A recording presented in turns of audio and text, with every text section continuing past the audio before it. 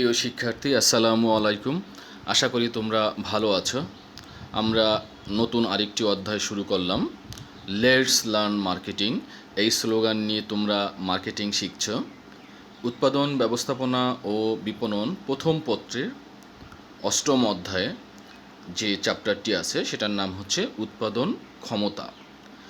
উৎপাদন ক্ষমতা এই চ্যাপ্টারের সর্বমোট 5টি লেকচারের মাধ্যমে সম্পূর্ণ করা হয়েছে পুরা লেকচারগুলো। আজ আমরা এই চ্যাপ্টারের প্রথম লেকচারে তোমাদেরকে আবারও স্বাগতম জানাচ্ছি। প্রিয় শিক্ষার্থী, তোমরা জানো যে উৎপাদন ক্ষমতা উৎপাদনের একটি গুরুত্বপূর্ণ বিষয়। একটা প্রতিষ্ঠানের উৎপাদন করার জন্য কী পরিমাণ ক্ষমতা আছে, কতটুকু ক্ষমতা তারা ব্যবহার করবে এবং কতটুকু ক্ষমতা তাদের ব্যবহার করা উচিত, এই বিষয়টি উৎপাদনের সাথে ওতপ্রোতভাবে জড়িত। আজ আমরা এই বিষয়গুলোই শিখব যে আসলে উৎপাদন ক্ষমতা কী, উৎপাদন ক্ষমতা কত ধরনের হয়ে থাকে, সার্বিক অনেক বিষয়গুলো নিয়ে আমরা এই চ্যাপ্টারে আলোচনা করব। তো চলো আমরা কথা না বাড়িয়ে আমাদের আজকের লেকচারের যে আলোচ্য বিষয় আছে সেখানে চলে যাই।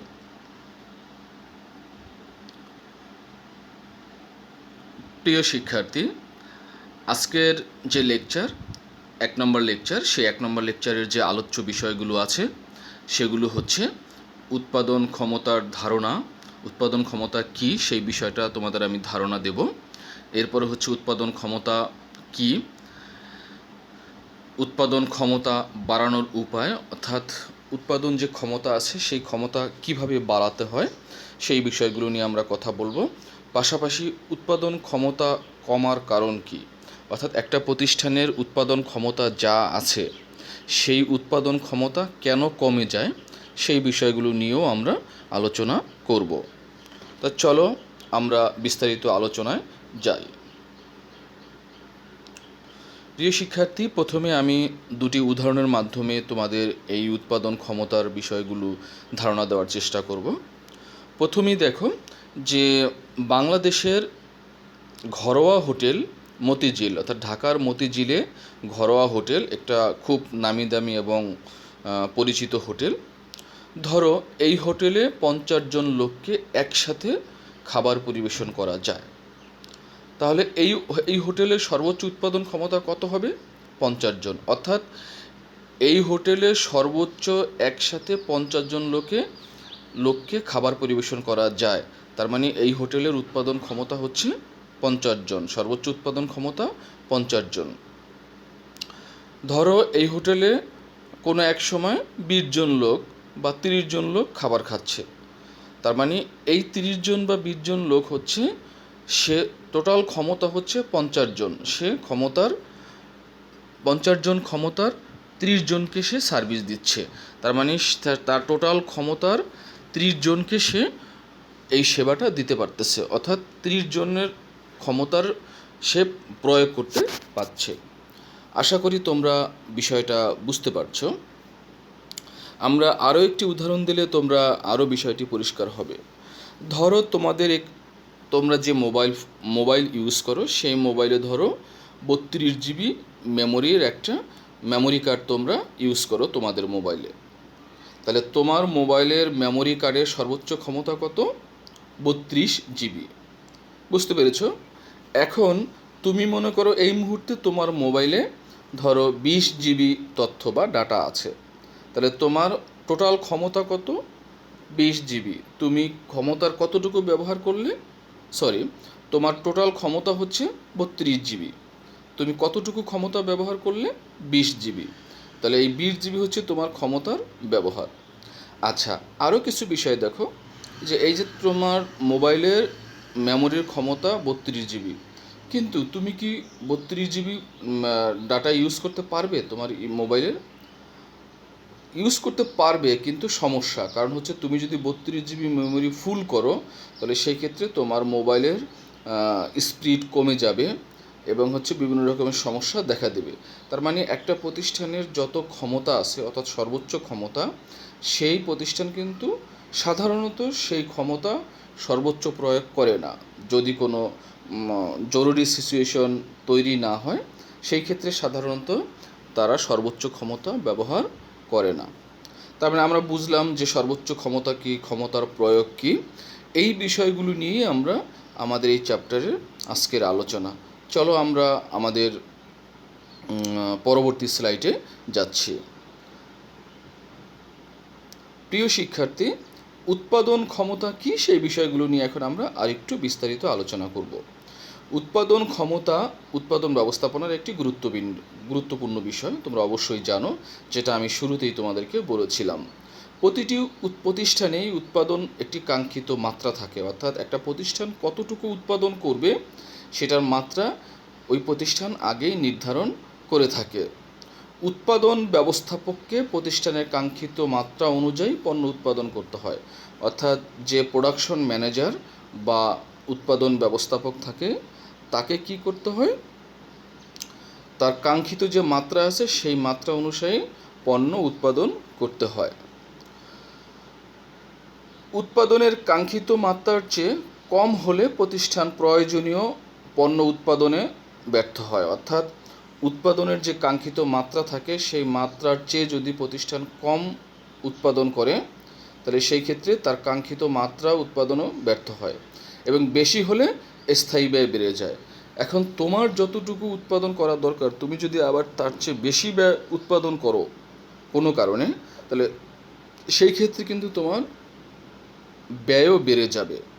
তার মানে এইটাও একটা বিষয় থাকে যে বেশিও করা যাবে না, কমও উৎপাদন করা যাবে না। তাহলে আমরা কি বলতে পারি সেটা হচ্ছে যে উৎপাদন ক্ষমতার সাথে উৎপাদনের কাঙ্ক্ষিত মাত্রা সামঞ্জস্যপূর্ণ হওয়া উচিত।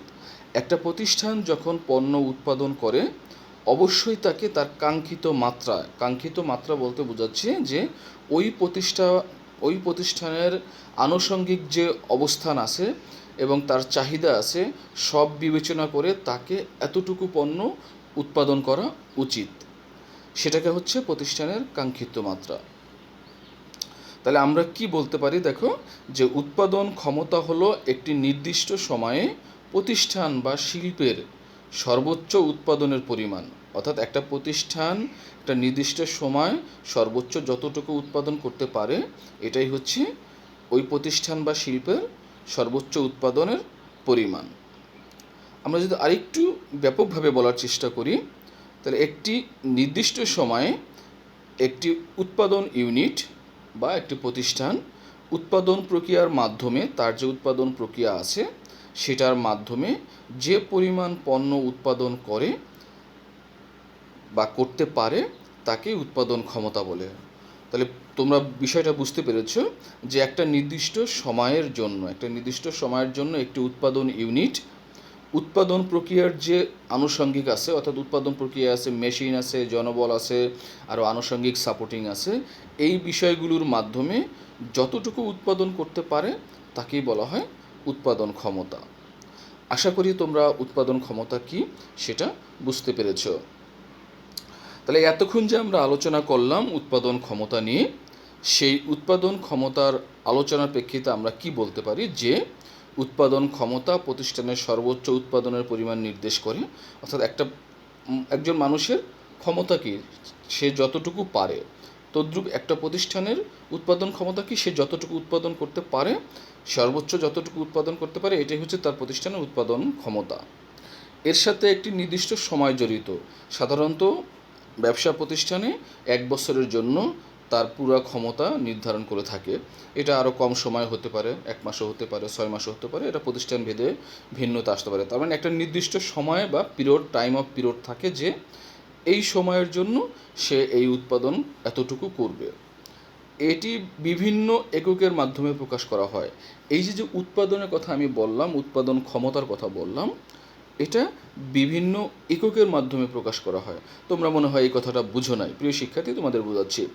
যেমন বিভিন্ন ধরনের পণ্য উৎপাদন প্রতিষ্ঠানগুলো উৎপাদন করা হয়, তাদের একক, যেমন কোনো একটা সিমেন্ট কোম্পানির তার ক্ষমতা নির্ধারণ করা হয় কত বস্তা সিমেন্ট এই বছর বা এই মাসে বা এই সপ্তাহে উৎপাদন করলো। তার মানে সিমেন্টের উৎপাদন ক্ষমতা নির্ণয়ের একক হচ্ছে বস্তা, কারণ সিমেন্ট হিসাব করা হয় বস্তা হিসাবে।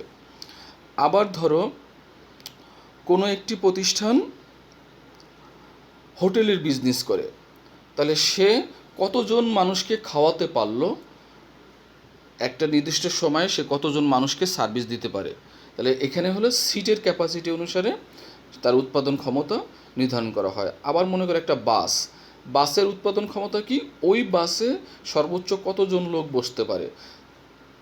একটা বাসে মনে করো 52 জন লোক সর্বোচ্চ যেতে পারে, তাহলে তার উৎপাদন ক্ষমতা কত, 52 জন। তার মানে বুঝতে পারছো যে উৎপাদন ক্ষমতা এক একটা বিজনেসের ধরন অনুসারে এককটা এককভাবে নির্ণয় করা হয়। উৎপাদন ক্ষমতা বলতে আমরা প্রতিষ্ঠানের উৎপাদন সামর্থ্যকে বুঝি, অর্থাৎ একটা প্রতিষ্ঠানের উৎপাদন করার যতটুকু সামর্থ্য আছে সেই সামর্থ্যকেই আমরা কি বলতে পারি, উৎপাদন ক্ষমতা বলতে পারি। আশা করি তোমরা উৎপাদন ক্ষমতা কি সেই বিষয়টা বিস্তারিত বুঝতে পেরেছ। প্রিয় শিক্ষার্থী, আমরা এখন যেই বিষয়গুলো শিখব সেটা হচ্ছে উৎপাদন ক্ষমতা বাড়ানোর উপায়। একটা প্রতিষ্ঠানের যে উৎপাদন ক্ষমতা আছে সেই ক্ষমতা বাড়ানোর উপায়গুলো কী কী আছে সেই বিষয়গুলো নিয়ে আমরা আলোচনা করব। প্রতিষ্ঠানের প্রয়োজন বা বাজার চাহিদার ভিত্তিতে উৎপাদন ক্ষমতা বাড়ানোর দরকার হতে পারে। অর্থাৎ হঠাৎ করে তোমার প্রতিষ্ঠানের অনেক চাহিদা বেড়ে গেল বা বাজারের চাহিদা বেড়ে গেল, সেই ক্ষেত্রে তোমার উৎপাদন যে ক্ষমতা আছে সেই ক্ষমতা বাড়ানোর প্রয়োজন হতে পারে, অবশ্যই সেটা হতে পারে। এরপরে দেখো, যে কারণেই বাড়ানোর প্রয়োজন হোক না কেন তার জন্য নির্দিষ্ট কোনো উপায় বা পদ্ধতি নাই। এর জন্য কি করতে হবে বলো তো, উৎপাদন ক্ষমতা বাড়াতে কিছু বিষয়ের উপর নির্ভর করতে হয়। সেই বিষয়গুলো কি কি, অর্থাৎ উৎপাদন ক্ষমতা বাড়ানোর জন্য যে বিষয়গুলো আছে সেই বিষয়গুলো কি কি বিষয় অবলম্বন করে আমরা উৎপাদন ক্ষমতা বাড়াতে পারি, চলো আমরা সেই বিষয়গুলো দেখি। প্রিয় শিক্ষার্থী, উৎপাদন ক্ষমতা যদি আমরা বাড়াতে চাই তাহলে আমাদের যেই বিষয়গুলো দেখতে হবে সেটা হচ্ছে, প্রথমে আছে দক্ষ শ্রমিক বাহিনী লাগবে। তারপরে হচ্ছে চাহিদা বাড়িয়ে, অর্থাৎ তোমার যে প্রতিষ্ঠানের পণ্য যে আছে সেই পণ্য যেন মানুষ বেশি বেশি কিনে, এজন্য মানুষের ভিতরে চাহিদা বাড়াতে হবে। কার্যকর ব্যবস্থাপনা পদ্ধতি লাগবে। অবকাঠামোগত উন্নয়ন, অর্থাৎ একটা প্রতিষ্ঠানের যে অবকাঠামোগত উন্নয়ন আছে সেগুলো ভালোভাবে করতে হবে। আধুনিক প্রযুক্তির ব্যবহার করতে হবে, আধুনিক প্রযুক্তি যেটা আছে সেটা ব্যবহারের ব্যবস্থা থাকতে হবে। পণ্য মান বাড়িয়ে, অর্থাৎ পণ্যের মান যদি আমরা বাড়াই তাহলে সেই ক্ষেত্রে মানুষ আমাদের পণ্য বেশি কিনবে। যথাযথ বিপণন ব্যবস্থা থাকতে হবে। প্রেষণা দেওয়ার মাধ্যম আমরা ব্যবহার করব। উন্নত কাজের পরিবেশ এবং ওভারটাইম ব্যবস্থাপনার প্রয়োগ। তাহলে এই বিষয়গুলো আমাদের উৎপাদন ক্ষমতা বাড়াতে পারে। চলো আমরা একটু বিস্তারিত আলোচনা করি এই বিষয় নিয়ে। প্রিয় শিক্ষার্থী, প্রথম কথা হচ্ছে দক্ষ শ্রমিক বাহিনী লাগবে। অর্থাৎ আমরা যে পণ্য উৎপাদন করি এটা ফ্যাক্টরিতে উৎপাদন হয়, সাধারণত প্রতিষ্ঠানের উৎপাদন ফ্যাক্টরিতে হয়ে থাকে। তাহলে ফ্যাক্টরিতে সাধারণত কোন ধরনের লোকেরা কাজ করে, শ্রমিকরাই কাজ করে। কারণ ফ্যাক্টরিতে তোমার হচ্ছে পণ্য উৎপাদনের সাথে ওইভাবে শিক্ষিত জনবল প্রয়োজন হয় না, বা ওই ধরনের ওয়েল ডেকোরেটেড জনবলের প্রয়োজন হয় না। সেই ক্ষেত্রে শ্রমিক থাকে, তাই শ্রমিকদের কি করতে হবে, দক্ষতা বাড়াতে হবে। দক্ষ শ্রমিকরাই পারে কি কোনো একটা প্রতিষ্ঠানের উৎপাদন চাকা সচল রাখার জন্য। তাই তারা অল্প সময়ে বেশি উৎপাদন করতে পারে যদি ওই শ্রমিকটা কি হয় বলো তো, দক্ষ হয়। তাই প্রশিক্ষণ দিয়ে দক্ষ শ্রমিক তৈরি করার চেষ্টা করতে হবে। তাহলে তার মানে দক্ষ শ্রমিক বাহিনী যদি কোনো প্রতিষ্ঠানের থাকে তাহলে সেই ক্ষেত্রে তাদের উৎপাদন ক্ষমতা যে কোনো সময় প্রয়োজনের ক্ষেত্রে বাড়ানো যায়। আশা করি তোমরা বুঝতে পারছো। প্রিয় শিক্ষার্থী, এরপরে দেখো চাহিদা বাড়িয়ে, অর্থাৎ তোমার যে পণ্যটা আছে সেই পণ্যের বাজারে চাহিদা বাড়াতে হবে। তাহলে চাহিদা কিভাবে বাড়ানো যায়, যে বাজারে পণ্যের চাহিদা বাড়লে প্রতিষ্ঠানগুলো বেশি বেশি পণ্য উৎপাদন করে এবং উৎপাদন করতে আগ্রহী হয়, ফলে তারা বেশি মাত্রায় উৎপাদনের জন্য উৎপাদন ক্ষমতা বাড়ায়। এখন এই বাজারের চাহিদা তুমি কিভাবে বাড়াবা, অর্থাৎ তোমার যে ক্রেতা আছে বা কাস্টমার আছে তাদেরকে বিভিন্ন প্রসারমূলক পদক্ষেপ নিতে হবে, তাদের কাছে তোমার পণ্যের তথ্যটা পৌঁছাইতে হবে যে এই এই নামে একটা পণ্য আছে। সেই পণ্য সম্পর্কে পজিটিভ ধারণা যদি তুমি তোমার কাস্টমারদেরকে দিতে পারো, তাহলে সেই ক্ষেত্রে তোমার কাস্টমার যারা আছে তারা তোমার পণ্য কিনবে। আর পণ্য বেশি বেশি কেনা মানে হচ্ছে পণ্যের চাহিদা বাড়বে। তার মানে পণ্যের চাহিদা আমরা বাড়ানোর দিকে মনোযোগ যদি হই, তাহলে সেই ক্ষেত্রে আমরা পণ্যের চাহিদা বাড়াতে পারবো। এরপরে দেখো কার্যকরী ব্যবস্থাপনা। প্রতিষ্ঠানের ব্যবস্থাপনা পরিষদ শক্তিশালী ও কার্যকরী হতে হবে। ব্যবস্থাপনা যে ডিপার্টমেন্টগুলো থাকে সেগুলো যদি তোমার শক্তিশালী না হয়, তাহলে সেই ক্ষেত্রে কিন্তু উৎপাদন ক্ষমতা বাড়ানোর কোনো সুযোগ থাকে না। এতে তারা বিভিন্ন সময় উপযোগী সিদ্ধান্ত নেওয়ার মাধ্যমে সম্পদের সঠিক ও যথাযথ ব্যবহার করে উৎপাদন ক্ষমতা বাড়াতে সক্ষম হয়।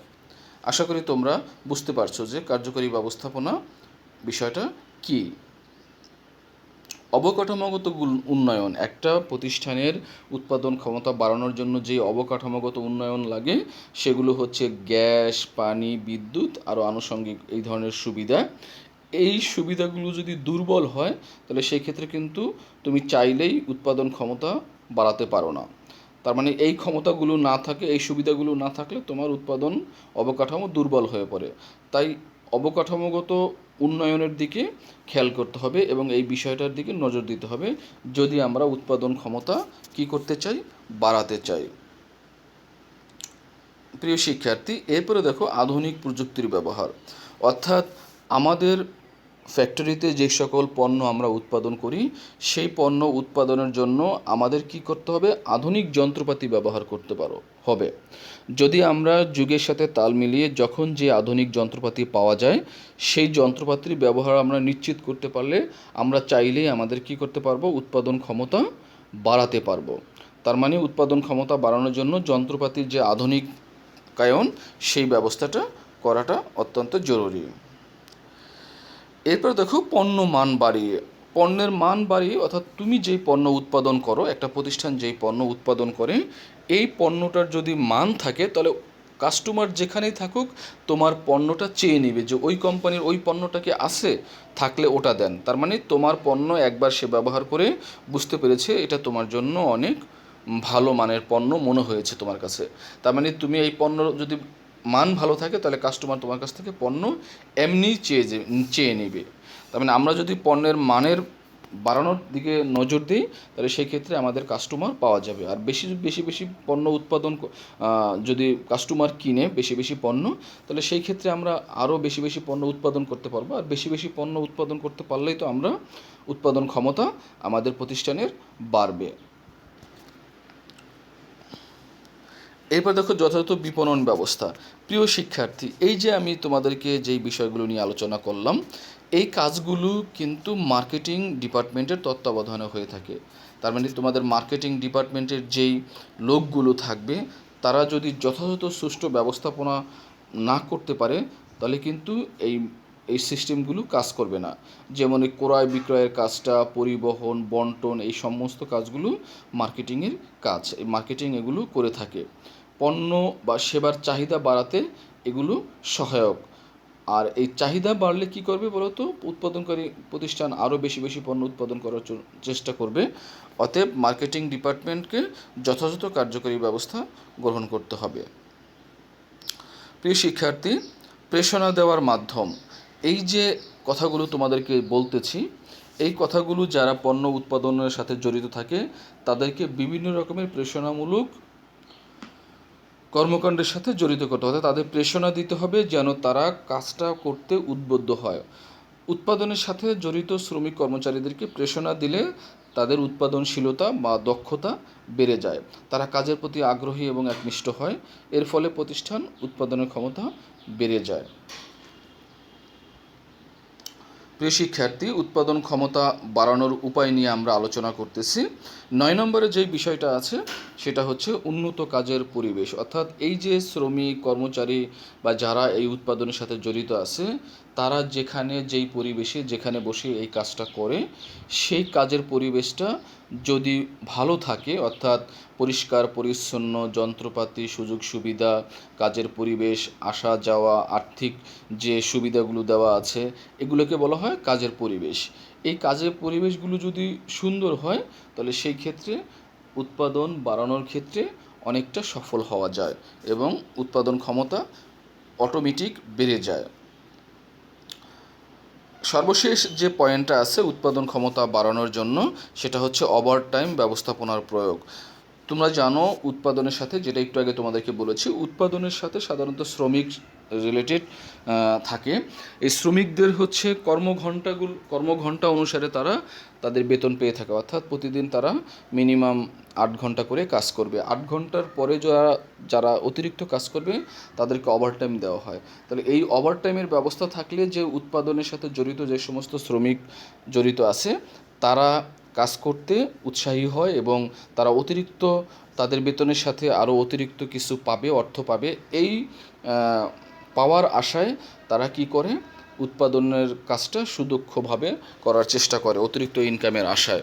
অতএব এই জন্য উৎপাদন সংক্রান্ত যে বিষয়গুলো আছে ফ্যাক্টরি, সেখানে এই ওভারটাইম ব্যবস্থা থাকাটা জরুরি। প্রিয় শিক্ষার্থী, এতক্ষণ আমরা উৎপাদন ক্ষমতা বাড়ানোর উপায় নিয়ে যে 10টি পয়েন্ট, সেই 10টি পয়েন্টের বিস্তারিত আলোচনা করার চেষ্টা করলাম। আশা করি তোমরা বুঝতে পেরেছো যে উৎপাদন ক্ষমতা বাড়ানোর উপায়গুলো কী কী। প্রিয় শিক্ষার্থী, উৎপাদন ক্ষমতা, এখন আমরা যে বিষয়টি নিয়ে আলোচনা করব সেটা হচ্ছে উৎপাদন ক্ষমতা কমার কারণ, অর্থাৎ একটা প্রতিষ্ঠানের উৎপাদন ক্ষমতা কেন কমে যায়। এখন আমরা আলোচনা করব সেই বিষয়গুলো নিয়ে। একটু আগে আমরা আলোচনা করলাম যে উৎপাদন ক্ষমতা কিভাবে বাড়ানো যায়, আর এখন আলোচনা করব যে একটা প্রতিষ্ঠানের উৎপাদন ক্ষমতা কেন কমে যাওয়ার কারণগুলো কী কী, সেই বিষয়গুলো নিয়ে আলোচনা করব। দেখো, অনেক সময় প্রতিষ্ঠান তার বিদ্যমান যে সুযোগ সুবিধা আছে এবং অন্যান্য যে আনুষঙ্গিক বিষয়গুলো আছে সেই বিষয়গুলোর যথাযথ ব্যবহার করলেও প্রত্যাশিত উৎপাদন করতে পারে না। অনেক সময় কিছু হিডেন কারণ লুকিয়ে থাকে যেই কারণে সে উৎপাদন ক্ষমতা ব্যবহার করতে পারে না। যেমন ধরো, বিভিন্ন কারণে উৎপাদন ক্ষমতা কমে যেতে পারে। একটা উদাহরণ দেই তোমাদেরকে, যে 2012 থেকে 2018 সাল পর্যন্ত প্রায় সব মোবাইল উৎপাদনকারী প্রতিষ্ঠানের ফিচার ফোন উৎপাদন ক্ষমতা কমে গেছে। ফিচার ফোন মানে হচ্ছে যেটা সাধারণত বাটন ফোন আমরা বলি, সেই ফোনের উৎপাদন ক্ষমতা হঠাৎ করে কমে গেছে। কারণ হিসাবে দেখা গেল যে বাজারে অ্যান্ড্রয়েড যে ফোনগুলো আছে, সেই অ্যান্ড্রয়েড ফোন আসার কারণে ক্রেতারা এসব ফোন কেনা শুরু করে, অর্থাৎ অ্যান্ড্রয়েড ফোন কেনা শুরু করে। অ্যান্ড্রয়েড ফোন কেনা শুরু করার কারণে যে ফিচার ফোনগুলো আছে সেগুলো উৎপাদন কমে গেছে। তার মানে আগে এই বাটন ফোনগুলো মানুষ বেশি ব্যবহার করতো, কারণ তখন কী ছিল বলো তো, উৎপাদন এই অ্যান্ড্রয়েড ফোন ওইভাবে ছিল না। যখন অ্যান্ড্রয়েড ফোন আসার পরে ম্যাক্সিমাম মানুষই এই অ্যান্ড্রয়েড ফোনের দিকে চলে গেল। তার মানে কি, দেখো, টেকনোলজি অর্থাৎ প্রযুক্তির কারণে তোমার হচ্ছে আগে যারা বাটন ফোন উৎপাদন করতো তাদের উৎপাদন ক্ষমতা কমে গেল।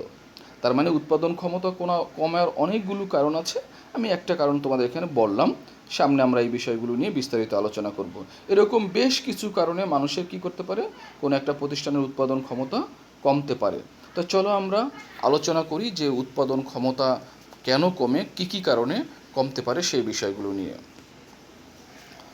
প্রিয় শিক্ষার্থী, উৎপাদন ক্ষমতা কমার যে কারণ আছে তার মধ্যে প্রথম কারণ হচ্ছে চাহিদার পরিবর্তন, অদক্ষ ব্যবস্থাপনা, পণ্য বা সেবার প্রকৃতি, যন্ত্রপাতির উৎপাদন ক্ষমতা কমে যাওয়া, মানবীয় বাহ্যিক উপাদান, বিপণন দক্ষতার অভাব, অভ্যন্তরীণ উপাদান, কাঁচামালের অভাব, বাজারের অবস্থা পরিবর্তন। এই যে এখানে 10টি কারণের কথা আমরা উল্লেখ করলাম, যে এই 10টা কারণে সাধারণত একটা প্রতিষ্ঠানের উৎপাদন ক্ষমতা কমে যায়। চলো আমরা এই বিষয়গুলো নিয়ে বিস্তারিত আলোচনা করি। প্রথমেই দেখো, উৎপাদন ক্ষমতা কমে যাওয়ার যে কারণ, প্রথম যে কারণটা আছে সেটা হচ্ছে চাহিদার পরিবর্তন। প্রিয় শিক্ষার্থী, সামাজিক পারিপার্শ্বিকতার কারণে ভোক্তার চাহিদার পরিবর্তন হতে পারে। এছাড়াও ভোক্তার রুচি, প্রয়োজন, পছন্দ, আকাঙ্ক্ষা, অভাব প্রভৃতি পরিবর্তনের কারণে, অর্থাৎ এগুলো পরিবর্তন হয়ে যায়। যেমন তার রুচি আগে একরকম ছিল, এখন রুচির পরিবর্তন হয়েছে, যার কারণে কি ভোক্তার চাহিদার পরিবর্তন হয়। সুতরাং চাহিদার পরিবর্তনের কারণে একটি পণ্যের বাজার চাহিদা কমে যেতে পারে। ফলে সক্ষমতা থাকার পরও ক্ষমতা অনুযায়ী পণ্য উৎপাদন করার জন্য প্রতিষ্ঠানগুলো পারে না, অর্থাৎ তার উৎপাদন ক্ষমতা কমে যায়। অর্থাৎ আগে তার অর্থনৈতিক সচ্ছলতা যতটুকু ছিল সেই অনুসারে সে কোনো একটা পণ্য কিনতো, কিন্তু এখন তার অর্থনৈতিকভাবে সে অনেক স্বাবলম্বী হয়েছে, তার মানে এখন আর ওই পণ্যটা কিনে না, ওর চেয়ে আর ভালো মানের এবং আরও দামি পণ্য কিনে। তার মানে হচ্ছে তাহলে যেই পণ্যটা আগে সে কিনতো ওই পণ্যটার উৎপাদন ক্ষমতা উৎপাদনের বাজারে চাহিদা কমে যাবে। তাহলে বাজারের চাহিদা কমে যাওয়ার কারণে কি একটা প্রতিষ্ঠানের উৎপাদন ক্ষমতাও কমে যাবে, কারণ পণ্যের চাহিদা না থাকলেও তো মানুষ ফ্যাক্টরি বা প্রতিষ্ঠান উৎপাদন করে না। আশা করি তোমরা বুঝতে পারছো যে পণ্যের চাহিদা যদি পরিবর্তন হয় তাহলে সেক্ষেত্রে একটা প্রতিষ্ঠানের উৎপাদন ক্ষমতা কমে যায়। অদক্ষ ব্যবস্থাপনা, তোমাদেরকে যেটা বলেছিলাম একটু আগে, যে ব্যবস্থাপক হচ্ছে প্রতিষ্ঠানের প্রাণ। ব্যবস্থাপক যদি প্রতিষ্ঠানের বিদ্যমান সুযোগ সুবিধা কাজে লাগিয়ে যথাযথ পরিকল্পনা ও নিয়ন্ত্রণ করতে পারে তাহলে উৎপাদন ক্ষমতা বাড়ে, কিন্তু যদি ব্যবস্থাপক অদক্ষ হয় তাহলে সেই ক্ষেত্রে এই সুযোগ সুবিধাগুলো কাজে লাগাতে পারে না, যার কারণে তার কি একটা প্রতিষ্ঠানের উৎপাদন ক্ষমতা কমে যায়। প্রিয় শিক্ষার্থী, 3 নম্বর কারণটা উৎপাদন ক্ষমতা কমার, সেটা হচ্ছে পণ্য বা সেবার প্রকৃতি। কিছু কিছু পণ্য রয়েছে যেগুলো বেশি দিন সংরক্ষণ করা যায় না, তাই অল্প অল্প করে ঘন ঘন উৎপাদন করতে হয়। তার মানে তুমি চাইলেই উৎপাদন করতে পারো না। এই ধরনের কিছু প্রতিষ্ঠান আছে যেই পণ্যগুলো রাখার জন্য পর্যাপ্ত সুযোগ সুবিধা থাকে না, যার কারণে সে চাইলেই উৎপাদন করতে পারে না। উৎপাদন ক্ষমতা থাকা সত্ত্বেও এর যথাযথ ব্যবহার করা সম্ভব হয় না, এতে উৎপাদন ক্ষমতা কমে যায়। এইরকম অনেক ধরনের পণ্য রয়েছে। এরপরে দেখো, যন্ত্রপাতির উৎপাদন ক্ষমতা কমে যায়। আমরা যে যন্ত্রপাতিটা উৎপাদন করার জন্য ব্যবহার করি, সেই যন্ত্রপাতিটা যখন আমরা প্রথম কিনি নতুন অবস্থায় কিন্তু প্রতিষ্ঠানের উৎপাদন ক্ষমতা একটা যন্ত্রের উৎপাদন ক্ষমতা অনেক ভালো থাকে, কিন্তু আস্তে আস্তে যখন যন্ত্রটা ব্যবহার করা হয়, করতে করতে একসময় এই যন্ত্রটার পুরাতন হয়ে যায়, ওই যন্ত্রের উৎপাদন ক্ষমতা কমে যায়। তার মানে যন্ত্রপাতির উৎপাদন ক্ষমতা কমে যাওয়ার কারণেও অনেক সময় কী করতে পারে না প্রতিষ্ঠান, তার উৎপাদন ক্ষমতা ব্যবহার করতে পারে না। মানবিক উপাদান, প্রিয় শিক্ষার্থী, একটা প্রতিষ্ঠানের যে মানবিক উপাদানগুলো রয়েছে, অর্থাৎ একটা প্রতিষ্ঠানের শ্রমিক কর্মচারী, এরা হচ্ছে এই প্রতিষ্ঠানের মূল চালিকা শক্তি। কারণ আমরা যত প্রযুক্তির কথাই বলি না কেন, ওই প্রযুক্তিটা পরিচালনা করার জন্য তো আমার মানুষ দরকার হয়। তার মানে মানুষ বা শ্রমিক কর্মকর্তা যারা আছে, এরা হচ্ছে একটা প্রতিষ্ঠানের মূল চালিকা শক্তি। এগুলোকে বলা হয় মানবিক উপাদান। এরা যদি দক্ষ হয় এবং প্রতিষ্ঠানের প্রতি নিবেদিত থাকে তাহলে সেই ক্ষেত্রে কী হয় বলো তো, উৎপাদন ক্ষমতা বাড়ে। আর যদি এরা দক্ষ এবং নিবেদিত না হয় তাহলে সেই ক্ষেত্রে উৎপাদন ক্ষমতা কমে যেতে পারে। তার মানে এই মানবিক উপাদান আমাদের দক্ষ হওয়াটা খুব জরুরি। এরপর দেখো, বাহ্যিক উপাদান। এতক্ষণ যে কথাগুলো বললাম এর পাশাপাশি দেখো একটা প্রতিষ্ঠানের যে বাহ্যিক উপাদানগুলো আছে, বাহ্যিক উপাদান কী কী বলো তো? একটা প্রতিষ্ঠানের এমন অনেক বিষয় আছে যা উৎপাদন ক্ষমতার উপর প্রভাব বিস্তার করে। যেমন বাহ্যিক উপাদানগুলোর মধ্যে রয়েছে ট্রেড ইউনিয়ন, পরিবেশ দূষণ, নিরাপত্তা বিধি, কাঁচামালের অভাব। এই যে বিষয়গুলো আছে এগুলোকে বলা হয় বাহ্যিক উপাদান। কারণ ট্রেড ইউনিয়ন মানে হচ্ছে শ্রমিকদের একটা সংগঠন। এখন অনেক সময় যদি শ্রমিকদের ন্যায্য মূল্য বা ন্যায্য স্বার্থ তাদের হাসিল করা না হয়, তখন তারা বিভিন্ন ট্রেড ইউনিয়নের মাধ্যমে প্রতিষ্ঠানে আন্দোলন করার চেষ্টা করে এবং সেই ক্ষেত্রে প্রতিষ্ঠানের উৎপাদন ক্ষমতা ব্যাহত হয়। পরিবেশ দূষণ, কোনো কারণে একটা প্রতিষ্ঠান পরিবেশ যদি দূষণ করে ফেলে সেই ক্ষেত্রে আইন প্রয়োগকারী সংস্থা এসে তার প্রতিষ্ঠান বন্ধ করে দিতে পারে, কিছুদিনের জন্য জরিমানা করতে পারে। তার মানে এই যে বিষয়গুলো থাকে, সার্বিক বিষয়গুলো, এগুলোর কারণে উৎপাদন ক্ষমতা একটা প্রতিষ্ঠানের কমে যায়। এরপরে দেখো, বিপণন দক্ষতার অভাব।